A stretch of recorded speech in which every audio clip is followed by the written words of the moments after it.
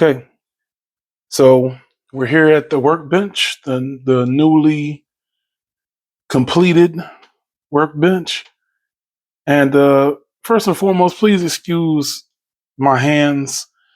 My pup, Milo, aka Land Shark, is constantly jumping on my fingers. He loves to gnaw on them and while he's playing. So please excuse that. But back to the bench. So, like I said in the intro, I have been, you know, beginning my foray into reloading.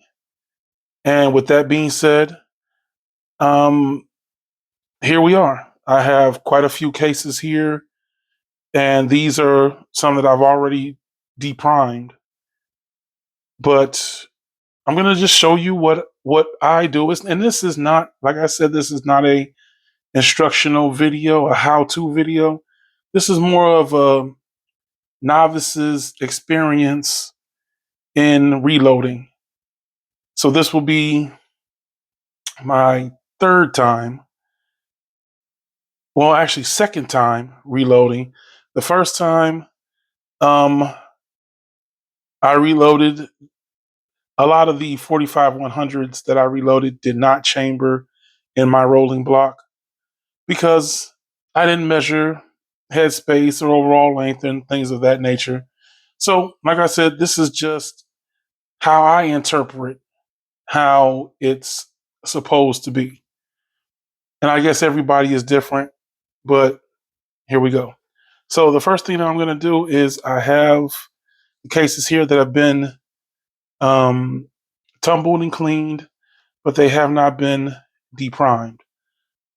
So because I'm working with 4570 and 45-100 cases, which are two different case lengths, of course, as you can see, um, I have to get, which I have the Lee 4570 die set, but I needed a Lee universal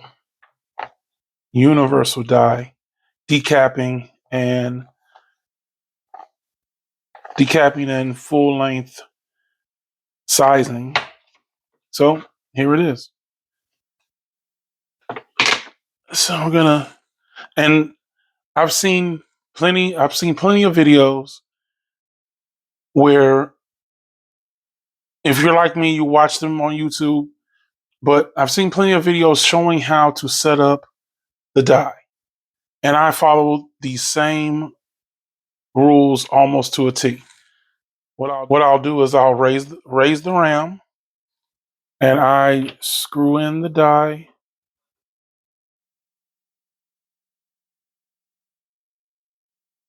until it contacts the RAM.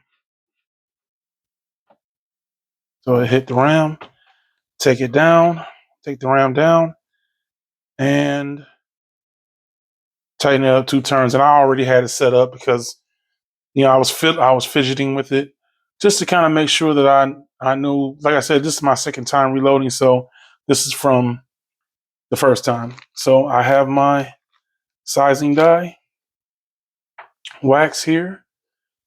Put a little bit on the case. Put the case in. Up 4570 case. Comes on out. And we're good to go. Really not good to go, but for now. But there was something. Okay. So let me just say something real quick that I have not seen in a reloading video yet. And there may be somebody that has mentioned this, but I haven't seen it. So I'm going to mention it now. When you're set, this is a Lee 50th anniversary Challenger press that I got for a little bit of nothing. And it comes with all of this great stuff, but the instructions for setting it up are not as clear as I wanted. Well, not as clear as I need them to be. So there's one thing in particular. This this little doodaddy. Now, this little doodaddy, and that's what my grandmother calls things. This doodaddy is something that when I first set up the press, I had no idea what it was for, but it actually has two purposes. So when you are the first thing you do is decap or deprime your cases, right? All right. Well, this is actually a capper. This is where the well capper. This is where the primer this goes in, and it goes up into the case and primes the case, right? And that's what you believe that it's for. But it is, but that's not the only thing. So let me just show you right now. And I had to figure this out the hard way. Take the RAM all the way down, 45 100 case. Oh, wait. Put a little bit of dye wax on there. Goes up, and if this little doodaddy is not in the side of the RAM here, this is what happens. The caps go out and off to the right instead of going into the collector and into the tube at the bottom. And so for the longest, well, not for the longest, but for a few minutes, I'm like, why are the caps, the primers? I keep saying caps, but because I'm used to muzzle loaders. But anyway, why are the primers going off to the right? What am I doing wrong? What am I doing wrong? Oh well, I didn't have this little doodaddy in there. So it's very simple. You just take it, and there's a slit here, and you just slide it in, and it hooks in there, and that's it.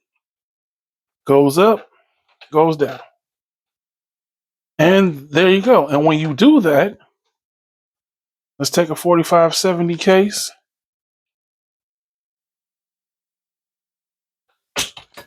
and so now they pop out on the proper side. Now, oh, and something else. You have to be aware of where your handle and where the RAM is. If you do it like I have done, excuse me, unconsciously, you'll take it all the way down. When you do that, you can't get the case out. Why? Because the primer is up and it's inside the primer pocket. You can't get the case out unless you pull on it, and you will bend this and break it. So be aware of that. So with that being said, that's basically step one of case preparation. And so let me finish doing these, and I'll be right back. Okay, so we got all of the cases deprimed. And one thing that I figured out the first time that I reloaded was that um, what I did was I shot the 45 100. So a lot of these cases are those that I shot previously, and there are also some that I got 4570s that I got from the range. So what I did was I decided to, instead of using the dry tumbleway, I guess with corn cob and walnut media, I used the wet tumbleway with the Lemmy Shine stainless steel pins, water, and a little bit of Dawn. And maybe I'll do a video on that. But the one thing that I figured out is when you let them dry, what I've done is I'll put them in the oven at its lowest setting, like 175, and I'll just kind of let them cook for 30 minutes or so. And they come out, and I just let them air dry after that. And they come out dry, except for the priming pocket. So The next time that I try to reload, what I discovered was that the priming pockets were still wet. So to remedy that, the next step that I normally do, which is this will be the second time, is I'll take a Q-tip, and this lead challenger kit came with this here. The cutter unlocks the primer pocket cleaner and the chamfer tool. So primer pocket cleaner, and I'll go for the ones that look like it needs to be cleaned. And we just kind of run it through there. Doesn't really seem like it makes a difference, but this does. Putting a Q-tip in does make a difference. So once I do that,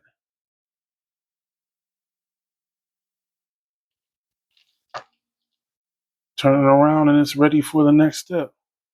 And I'll take a look. Some of them, I really don't need to use the tool. I just kind of want to go in and make sure that there's no moisture in the priming pocket.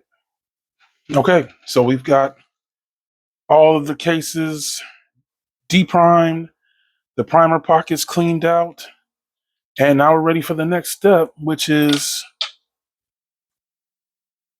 uh, resizing and resizing the neck and repriming. So with this, I used the dye that came with the kit, of course, but I actually use a neck expander plug. This is a 459 that I got from Track of the Wolf for $4, I believe. And how it works is sitting in there, and you just screw the top. And this is the same top. If you ever dealt with the Lee die set, it actually has a plug that is where you can put the powder through and use this to expand the neck. But I wanted to use a plug, so I'm using the plug, and I do it the same way that I do with the deprimer. So raise the ram all the way up.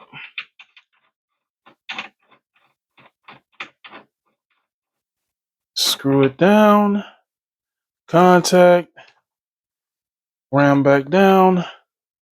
1, 2. Okay, so I'm very leery about this because I've actually ruined a couple of cases dealing with this dye and the plug. And as a matter of fact, here's one. If you can see this, you see where the case mouth is belled crazy. And you can actually see where the dye it went in all the way. I pressed it too far and it created like this little dip in the case itself. And so that's basically ruined. It's got like an hourglass type figure now instead of being a complete straight wall. So with that being said, I've been kind of leery about how I use this, and because since I'm using two different size cases, the die has to be moved slightly. So we'll start with the 45-100s, and then we'll go to the 45-70. So I'll put, and quite honestly, I still use just a little bit of die wax, and I'll just take it up. And when I hit the plug and I start feeling a little bit of resistance, I'll take it up a little bit more, and then I'll stop and bring it back down. So I can feel a little bit of a bell, but the way that you find out is, and here is the Lee bullet sizer, which we'll get to next in a little bit, but um,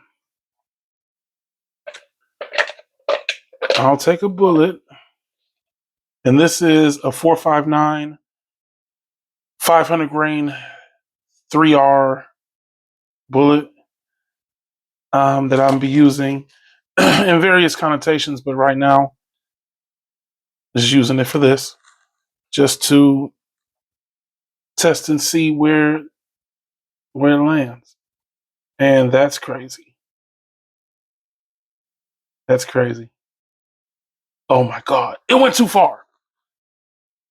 No. Oh no. Maybe it's because I previously fired, and I'm keeping this in the video. Maybe it's because I previously fired these already that I don't need to expand the neck. Cause that's crazy. Okay, so this one, it kind of goes, but not really. This one, oh, what happened? This one, not so much. Okay, so that's nonsense. Uh, that one needs to be worked. I wonder why. If anybody in the comments can tell me, please get in the comments and tell me why some of them are like wide open and others are not.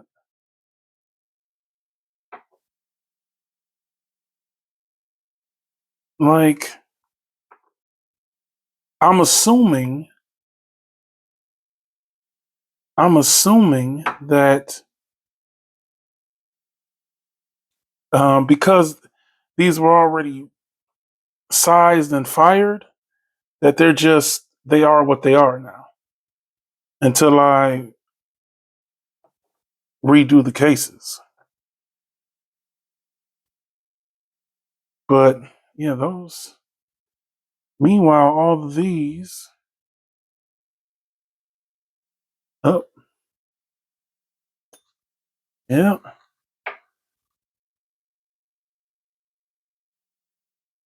Nope. And I'm testing all the 45 100 ones. Yeah. So okay, so that's the assumption. That's the assumption. Like I said, if you're in the comments, please let me know because, like I said, this is my second time doing this, so I don't understand. I don't have the experience to know what's normal and what's not normal. But like I said, I'm assuming that these are the ones that I've already fired, and so they're already sized.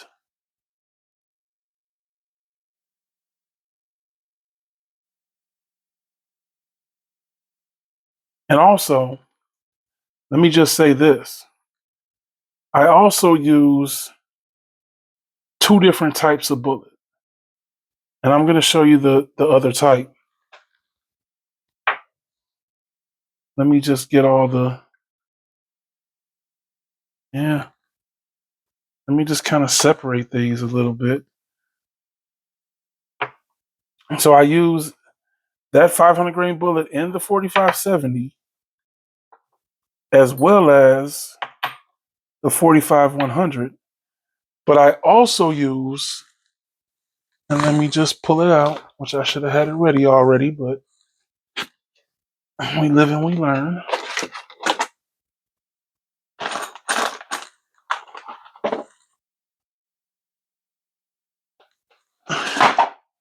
These.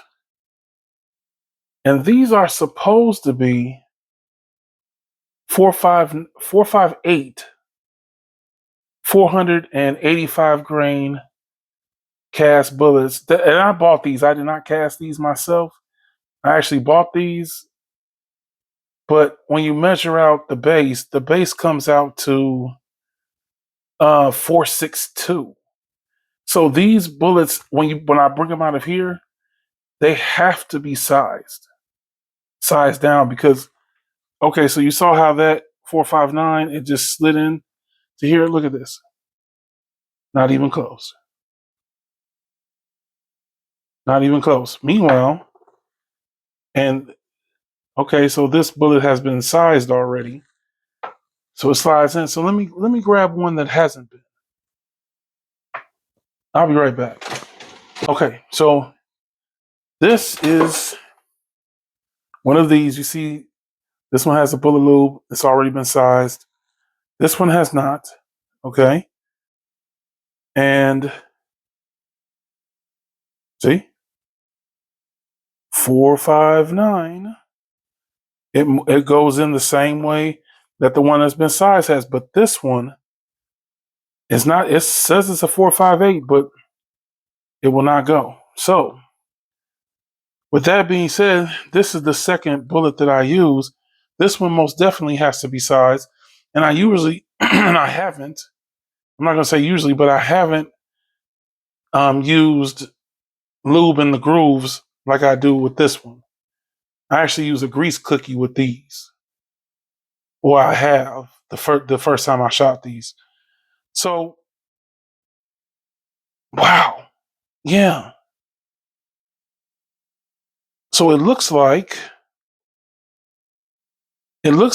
some of these are already sized. So I wonder, and I'm just thinking out loud right here, and please excuse me for thinking out loud, but I wonder if the 4570s are the same way. Maybe they are. Let's see. Uh, that one's borderline.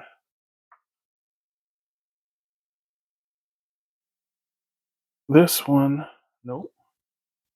So let's sit. These are already.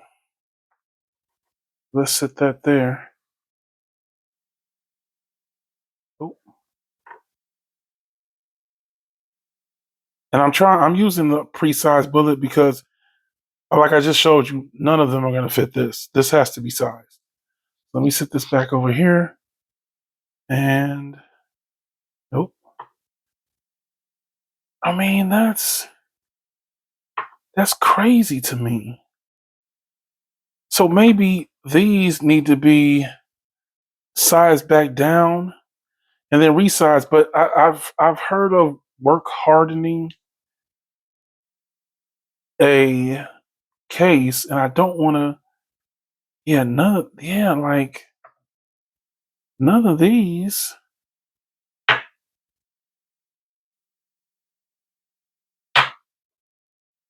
All of these have to be slightly resized, just slightly.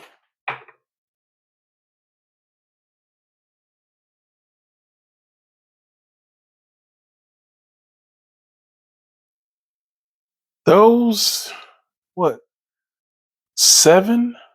Yeah, those 7 are the way they are. And I'm debating whether or not I should. Well, I suppose they'll be all right once I put the powder in, and but the bullet is gonna. I'm just basically gonna crimp these. I guess that's. I didn't expect that. They kind of threw the whole video off. But okay, but let's just get back to sizing the ones that need to be sized. So yeah, that's something. Okay, I can feel when I hit, like before I couldn't feel where I hit the top of the die, so I kept pushing, and it actually got caught in the press in the die. So I keep that case next to me on the bench to remind myself, hey, don't get so um, too enthusiastic and start muscling all of these cases. So what's going to end up happening is I'm going to tighten this down, and this is going to be where I do for the 45-100. Okay, and I'm going to do one or two more because I'm going to have to change.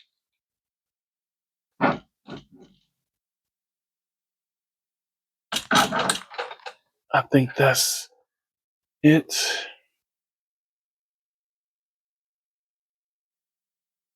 Uh, that one, maybe a little bit more.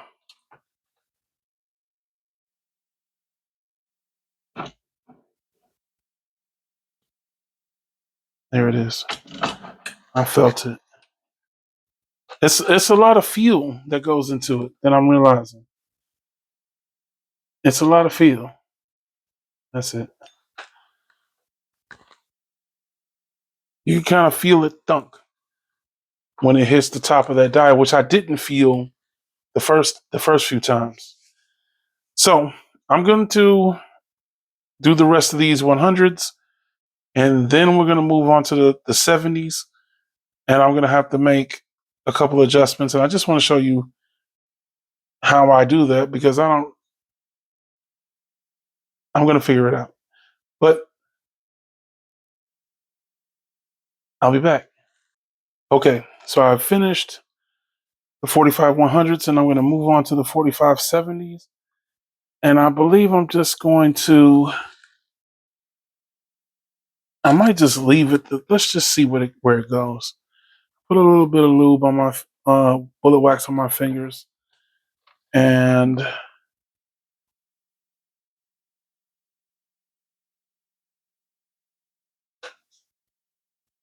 oh, okay. So I was so preoccupied with not tearing up the cases, it's actually come to my attention that with the 45-100s, they're going to have to be, well, I don't think I need to expand the neck anymore. I think they're pretty much where they're going to be at. But the priming part is going to have to be without the die in. Because now I see that the 45-70s, because this is actually a 45-70 neck expander die, it fits right in like it's supposed to. And I can take the thingamajig, since we're doing that, and you can put it on this little ramp right here on the doodaddy, and you just sit it there with not a lot of pressure. And there you have it. Primed. Take it back down. And let's see. Okay. So it's primed. It's a little bit recessed like it's supposed to. Let's see if the neck. Ooh, that neck is expanded. Um, I don't think it's supposed to be where you can just sit it down. I'm gonna take it back. I'm gonna take it back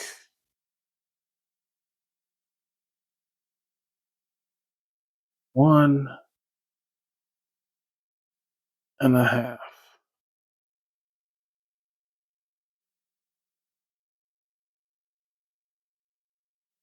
Take it back 1.5. Let's see what we do here. Okay, all the way up.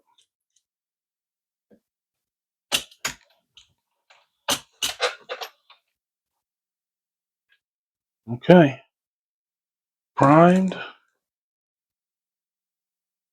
Yeah, and that's in now. I'm gonna take it back a little. Well, it's almost flush with the frame of, and maybe it should be. Take it back another half a turn and tighten it down.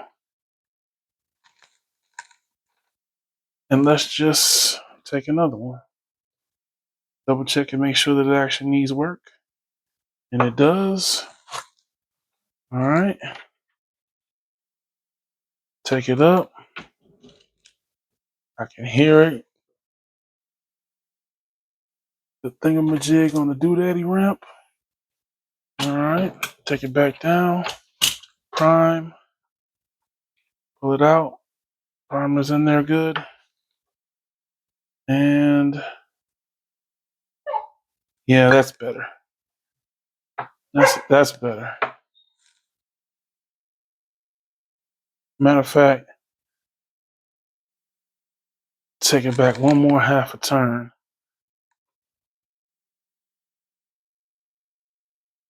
And I think that will work well.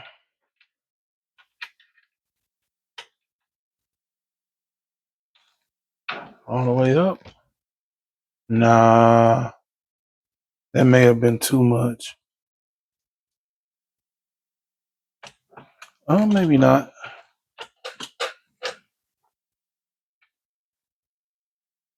Okay.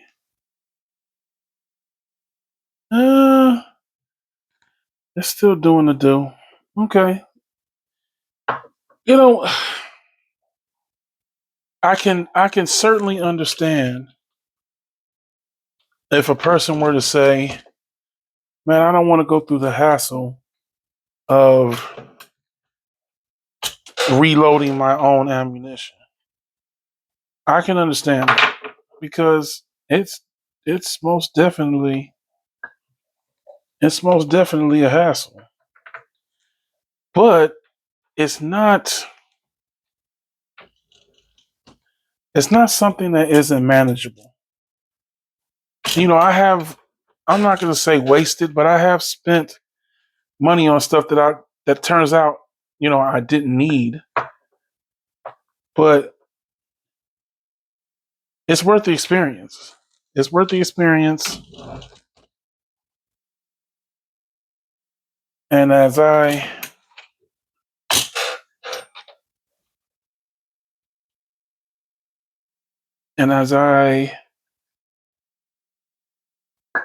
get more used to doing it, I can knock all of this stuff out. What took me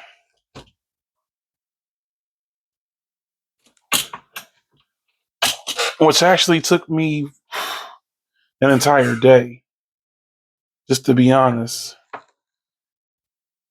And now only takes me a few hours to do. And I'm not really doing it for speed per se, but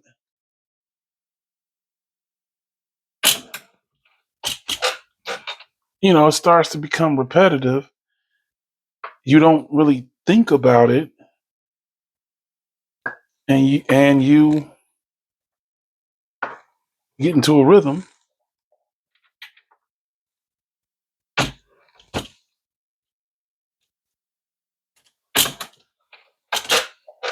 and then it doesn't become anything that you can't handle. So I'm gonna finish these.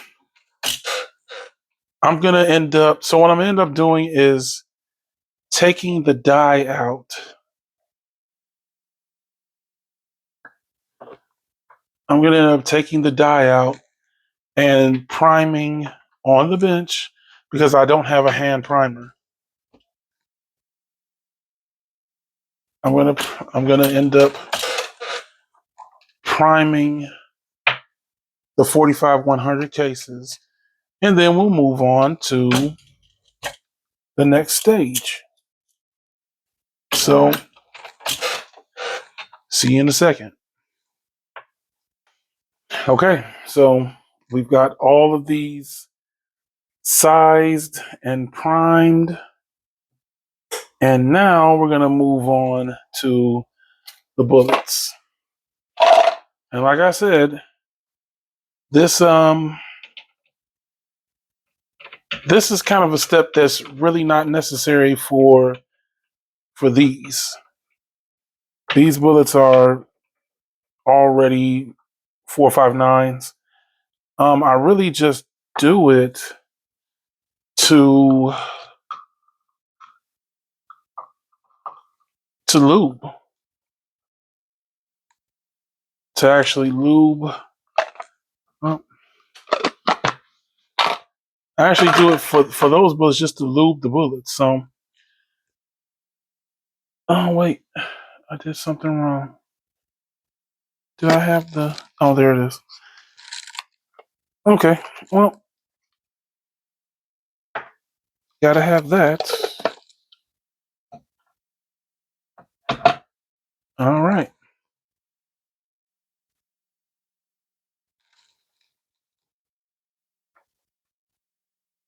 Oh wait, I have to take the shell holder out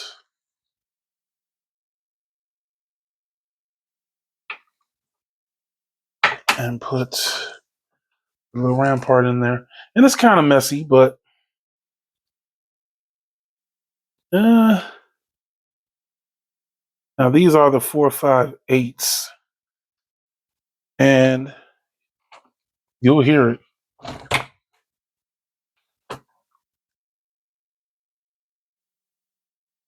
It they definitely need to be sized. And what's cool about this little thing is it's older. It's of an older design, but it still works.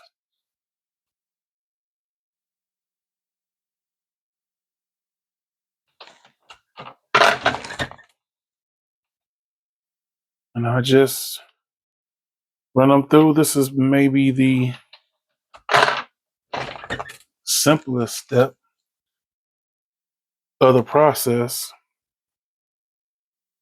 And it's really not a step in the normal process because once you can fill this whole red cup up with size bullets and just have them.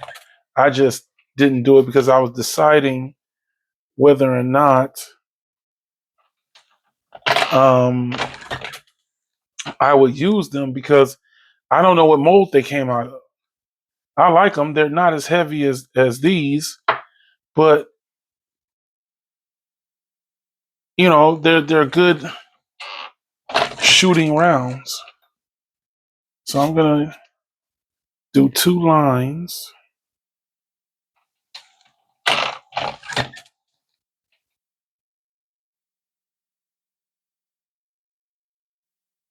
and then but before I do that, I want to show you this. So these are the 500 grains, and I dip lube them in my homemade bullet lube, beef tallow, beeswax, and pine resin.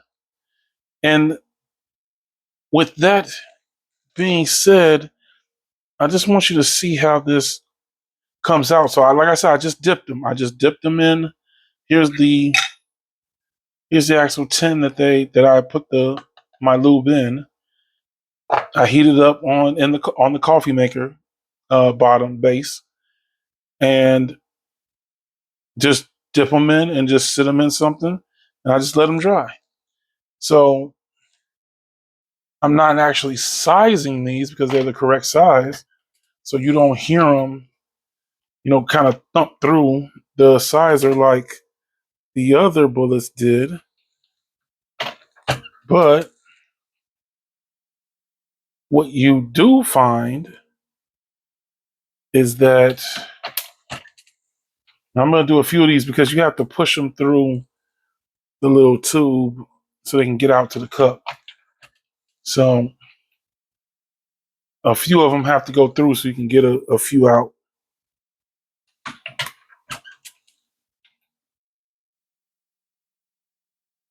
Okay.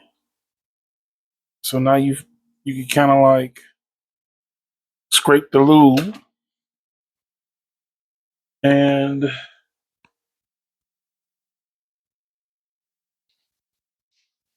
you can scrape the lube. So we got some of the excess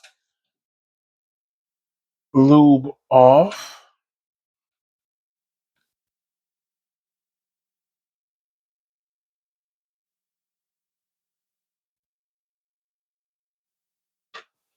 Okay, so I want you, like I said, I want you to see this, what it actually does. And what it actually does is it fills the lube grooves pretty well. Now you got a little excess because my bullet lube is, it's like the consistency of, well, it's like the consistency of refrigerated peanut butter. I'll say that. So it's not it's not super brittle, but it's also not um it's also not very really creamy type runny. So it's a very nice balance. I'll say it's a nice balance. And that's what I wanted out of a bullet lube because I didn't want it in situations like this. If it were brittle, it wouldn't it wouldn't go into the this dye very well, and it wouldn't spread into the lube grooves very well. So that's, and as a matter of fact, while I'm doing stuff, let me try something.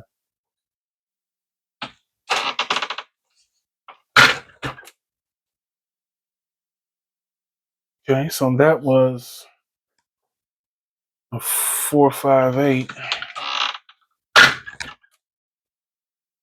and actually, the excess lube from the 459s is kind of going into, well, kind of not. Maybe one. Maybe one got properly lubed. So maybe if I do kind of like a alternate or alternating pattern with it. And please excuse, okay, let's pull these out. Please excuse um the bench creaking because it's gonna creak because you see how I kind of constructed it is the only way I really could construct it. Well, maybe I could have done it better, but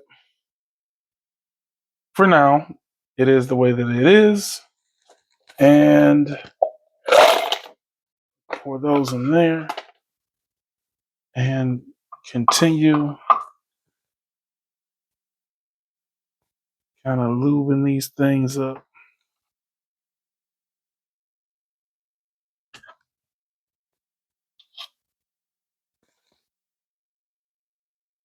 And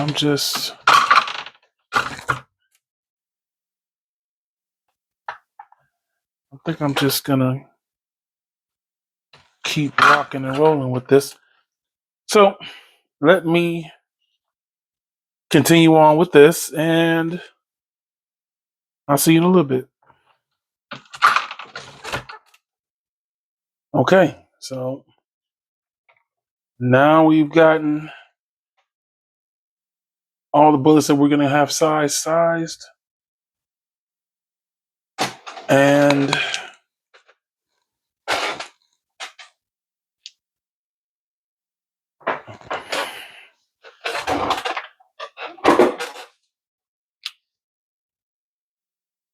size. And now we're going to get into the powder charge. So just like the neck expansion die or plug, I use a powder compression plug to compress powder compression plug. There you go.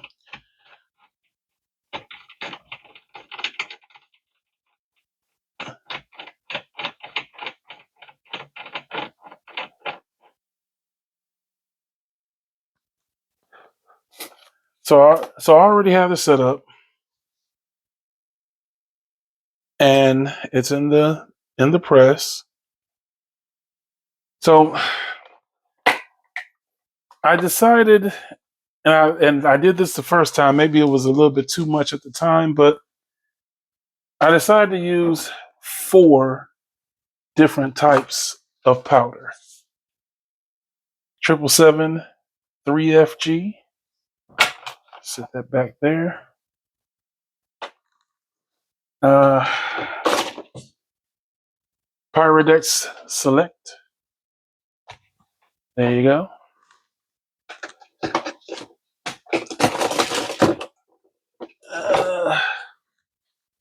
Swiss 2FG. And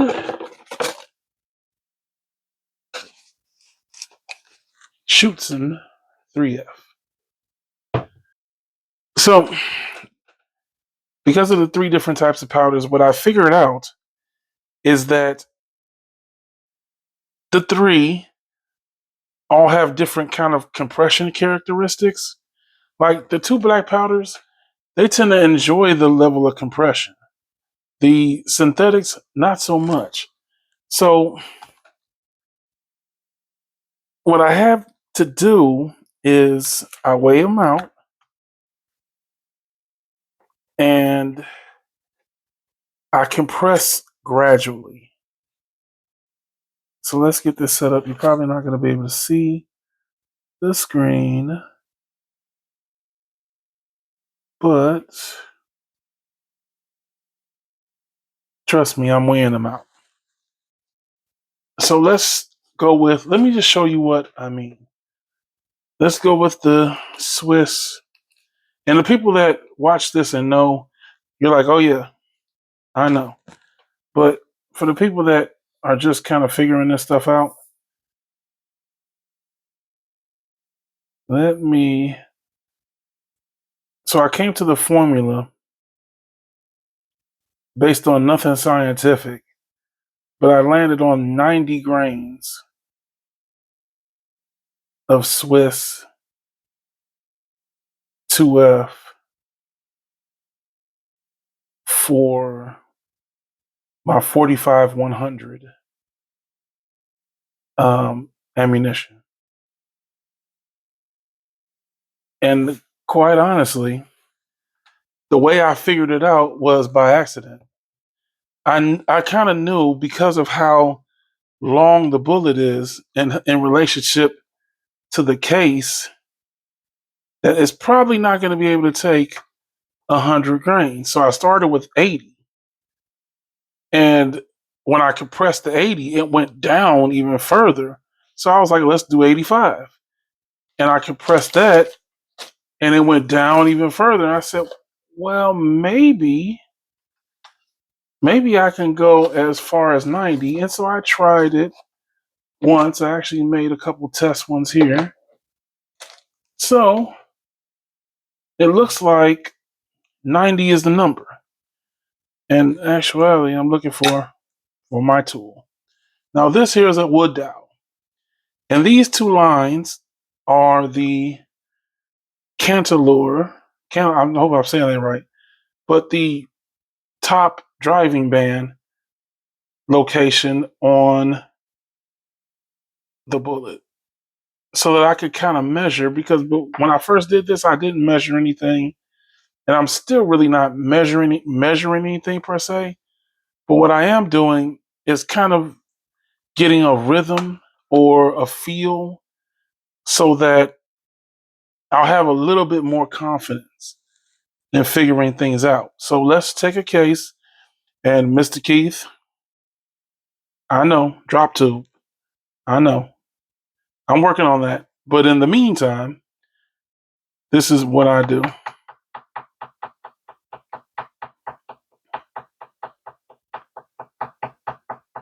And that's just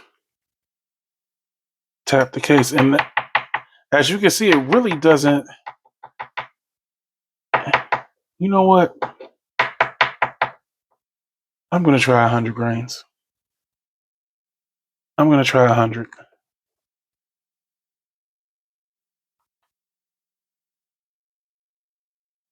Let's put 10 more down.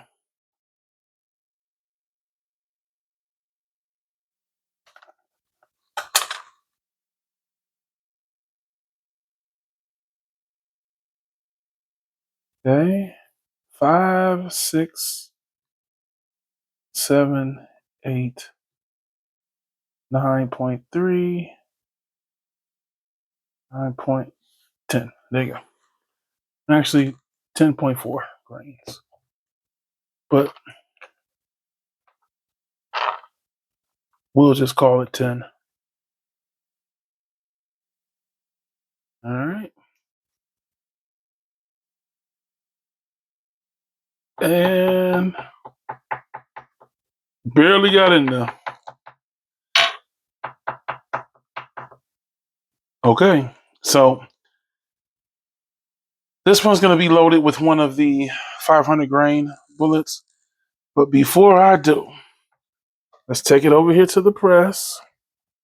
And we're going to compress this. You know what? First, over powder card, which I cut these out of.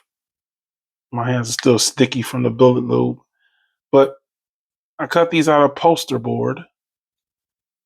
They're very thin, and one of the reasons why the my first batch didn't, where I had like I loaded 20 45 100s. 13 did not chamber because they were too long, because I used too many of these over powder cards. So slide it in here. Kind of make sure the card is on there. And quite honestly, I'm getting kind of off my game here, because really what I should do is this.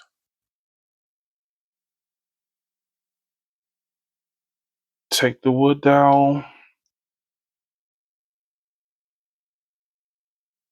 kind of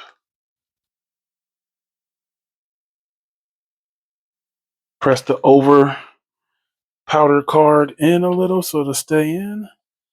And we're just gonna take it into the press. When I feel some resistance,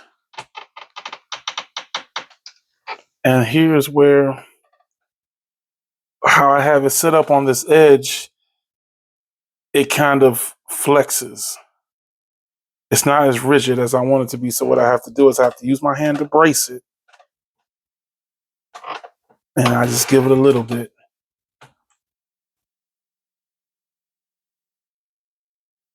And well, the card is gone. The card has disappeared. Put it back in there. Maybe it'll come down with it. Nope. And yeah, that's what happens.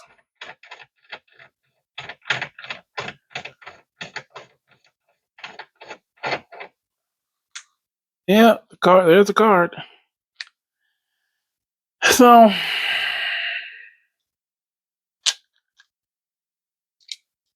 that's what kind of happens with that kind of thing. The card kind of took off with the, kind of stayed with the plug. So So, it's one of those things. But all right. So now we have that, compressed it down. Let's see where it ends up.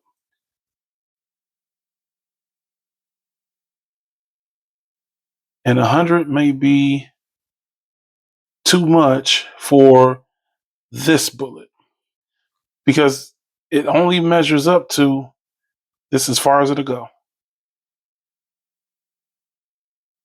Now I could try to compress it some more. Let's see. Let's see if we can compress it some more. But I don't believe that I can. Oh, I gave that some juice. Now let's look and see where. Uh, if okay, this will be the very first time, not on camera, the very first time that I've ever done this. I have never put an actual 100 grains of any of the powders in this case, in these cases. So let's just see. I think that's about as much juice as I can give it without breaking something. So I think that's about it. That's about it. So with that being said, what I know is that comfortably,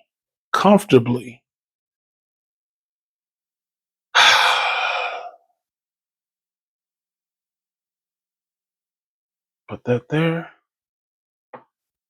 I'm gonna sit this one to the side. But comfortably, 100 grains is too much.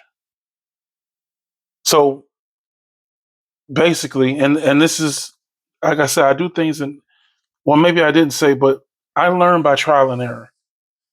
So now I know that 100 grains is a little bit too much. 90 grains works with the amount of compression. 100 grains is a little bit too much for the bullet that I want to use. It can work. It'll work with the smaller, shorter bullet, but not with that one. So we'll just take it. We'll just reduce it some. 94.8, 95.5. Not very scientific, people, I know. But a guy doing stuff, learning as he goes.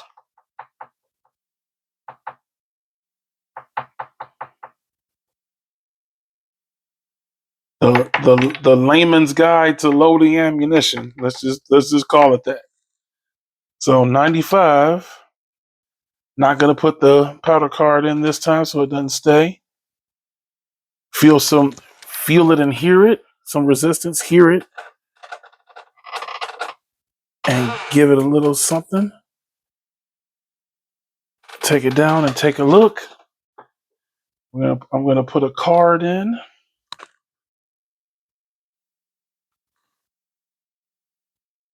And push it down with the dowel.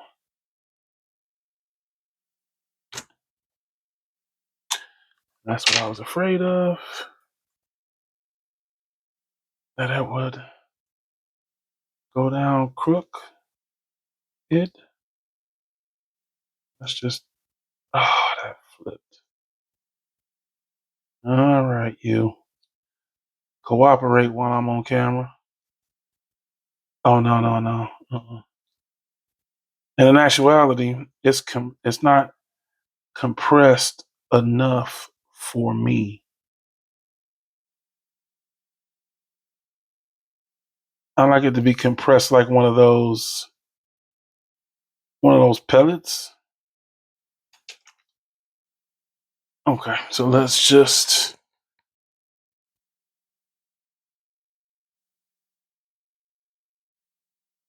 try that. Gotta take it slow. Slide it in. Boop.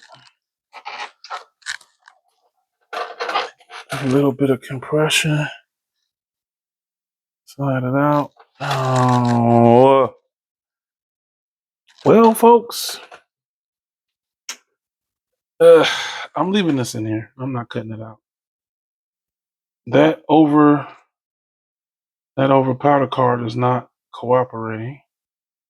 So I'm gonna take this one out. This one is a dud. Or what I would like to call a dud. Alright, so let's try this again. If I can get it in the shell holder, geez. There we go. Let's take it up slow. I'm gonna put some muscle to it. I don't want to compress it even more, but I just want to recompress what I already compressed. So there. That's just a little bit there. Okay, yep. Just like it's supposed to be. Put the dowel in and 95 grains. I need a little bit more compression for it to be right for the bullet that I want to use. So a little bit more compression. Not a lot. I'm just kind of inching it. And okay. Just a little bit more.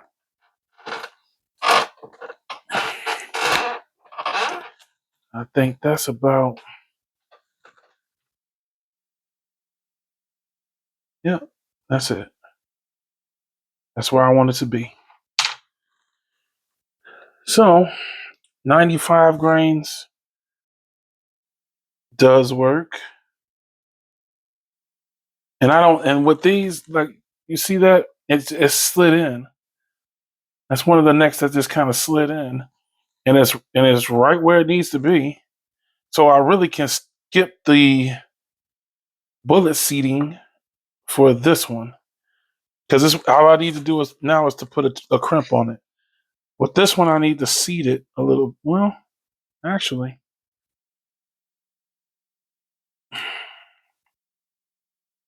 the 100 grain one, I need to seat it just a little bit. This one, but I think for the rest of them, let's see. I'm gonna do, and I have it kind of marked. So this says 90 grains of Swiss 2F. So in actuality, I need to put over here that I have a 100 grain load to shoot. And I'm going to write that down.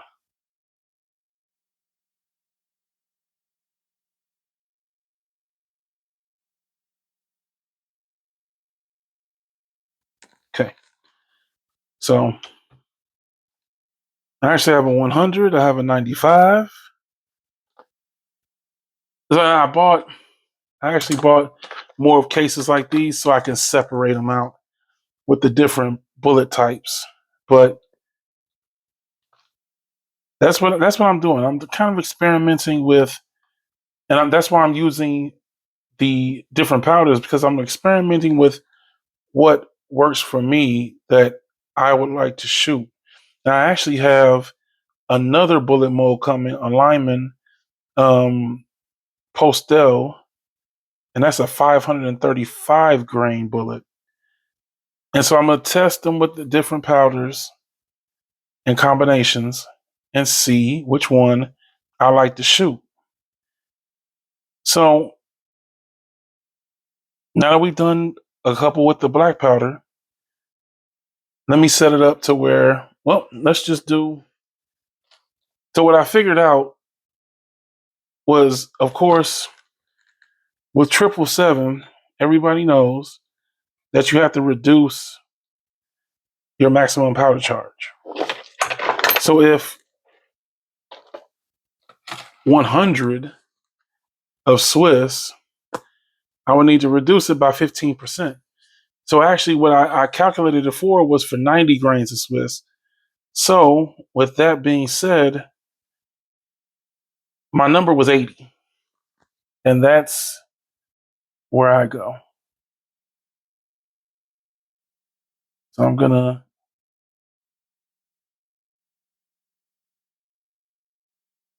pour out 80 grains.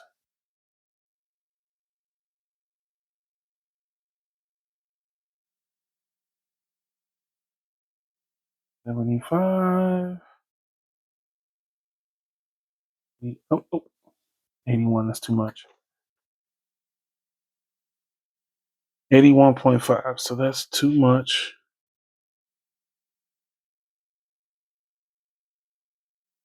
I'm gonna pour some of that back in there. 80.3. Close enough. Okay, so at 80.3, just kind of tap it in, give it a little tappy, let it settle. With 85 grains, you see where it sits. It sits pretty high in the case compared to the Swiss, right? So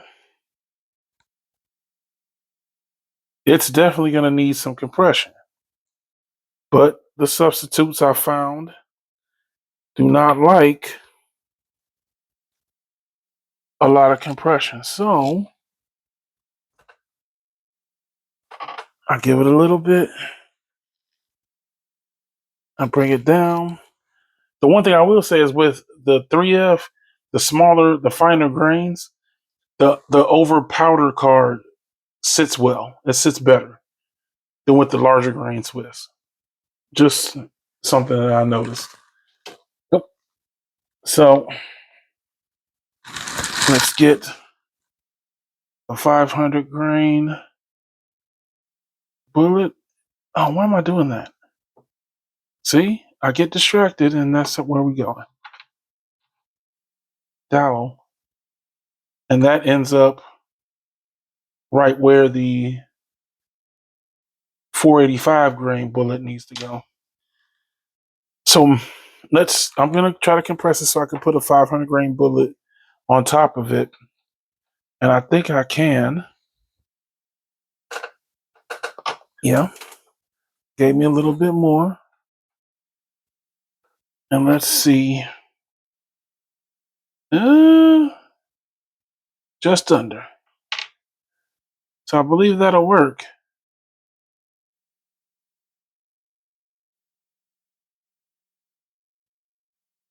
We just sit that in there. So this is Swiss 100, and that's Swiss 95. And this is where I need a loading block. I know, loading block. I can kind of remember what I'm doing, but we're gonna just separate them like this. As a matter of fact, well, let's do it like this.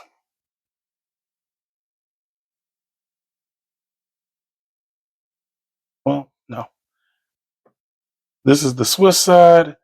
This is the 777 side. That'll be in front of Paradise, and then we have Schutzen. So now you've seen me load Swiss 2F, 100 grains of the real black powder Swiss 2F. You've seen me load the substitute 3F. And so let me focus on what I'm doing, get these taken care of, and then we'll move on to the bullet seating. Be right back. Okay, so I'm back. It's getting kind of late. I'm getting a little bit fatigued. So I pulled out the bullet seating die, the 4570 bullet seating die, but you can already see that it's really not needed as far as the bullets are, they have kind of came into their own, slid in per se. So I switched out that for the Lyman 45 short taper crimp die. And I just wanted to kind of show you real quick without getting everything all mixed up. That's why I'm kind of trying to hurry a little bit because I'll forget what I've actually done.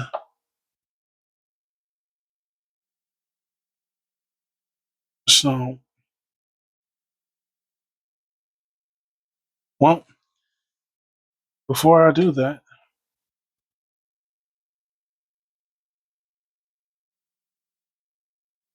this one is crimped. Oh, that one can go on there.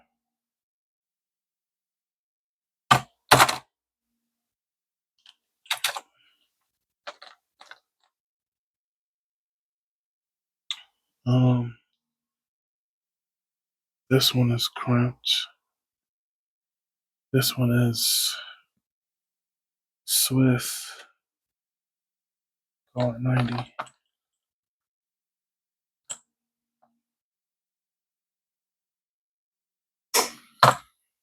All right.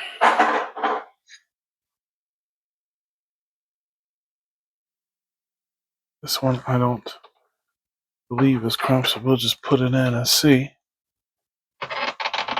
Nope. So that's right. So that right there is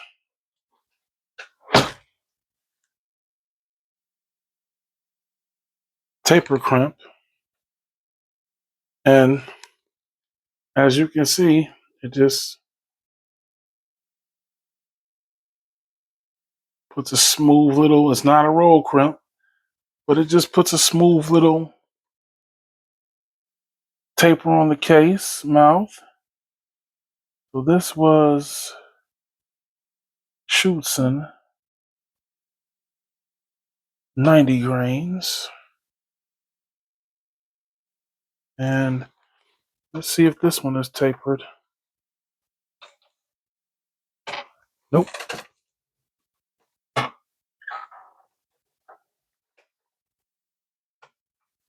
Yep. Put a little sweet taper on that. That one was 90.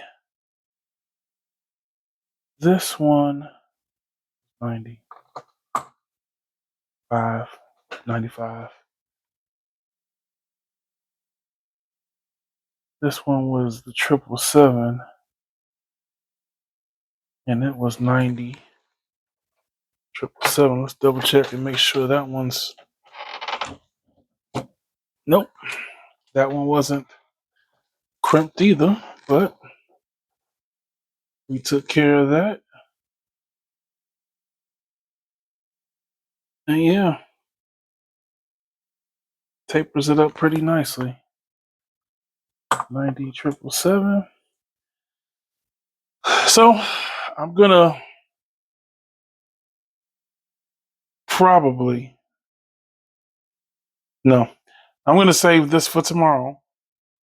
But that is my process from start to finish, with the exception of the bullet seating, and that's only because how the next word. You saw how the next word, so I didn't really need to seat the bullet. It kind of just went right in, and I just needed to throw a crimp on it, and I was good to go. So I am good to go. So with that being said, this is the Black Powder Beginner. Appreciate you watching. Okay, so I hadn't shown. I've been showing how I load the 45 100 cartridges, but I didn't really show a 45 70 how I do that, and also there's something special that I'm gonna try, but I'm gonna measure out. I'm gonna measure out the full 70 grains.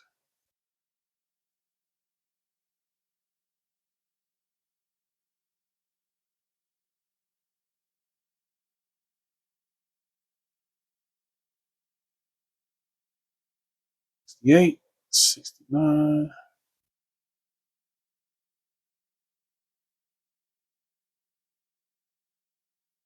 70.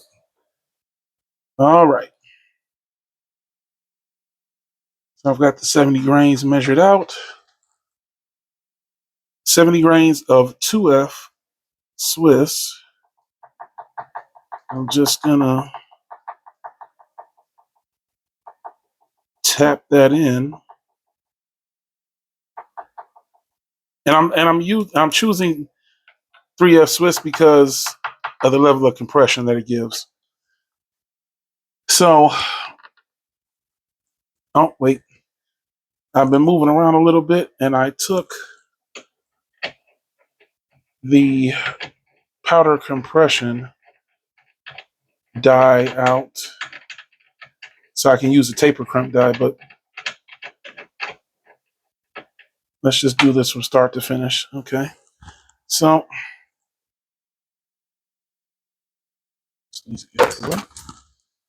so we'll sit that in. Oh, wait, you know what?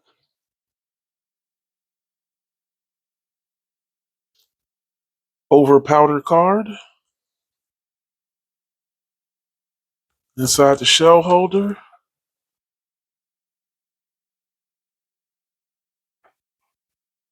Feel a little bit of resistance. And that's it.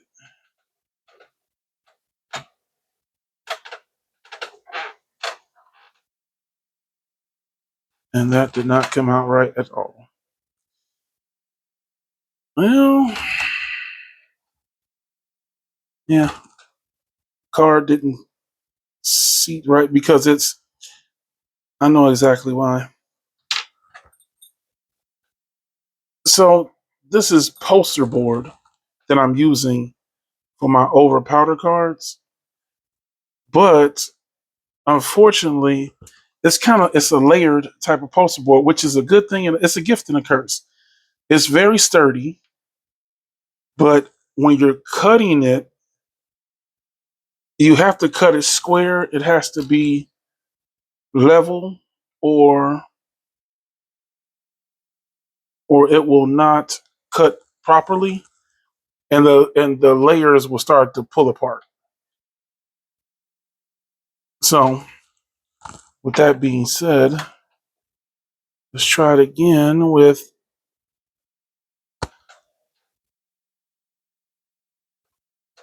just a little bit of compression. Trying to do this around the camera. Okay, that's a little bit better. I could have actually put a little bit more compression on it.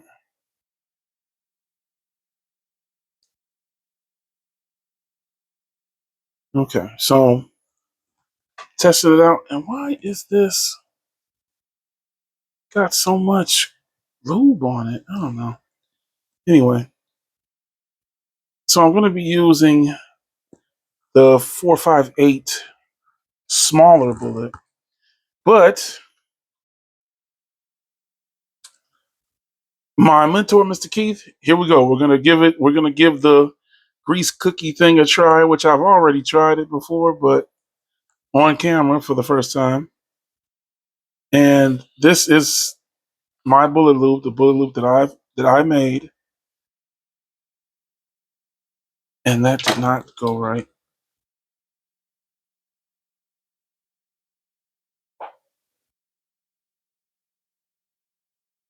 Okay, we're gonna try this again. So I'm trying not to put too much and make a mess. Maybe I should get a better knife. But I've been using this.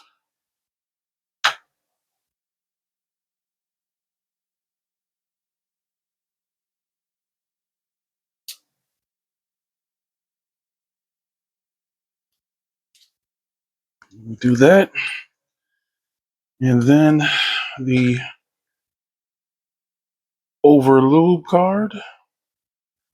And then just a little bit of compression.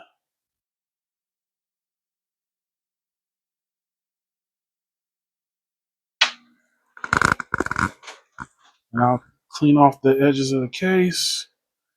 So it's going to need to be compressed just a little bit more so I can actually get the bullet in. So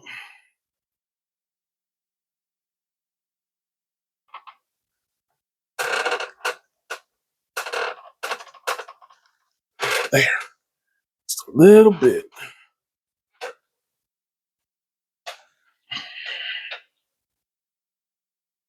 And that's right where it needs to be.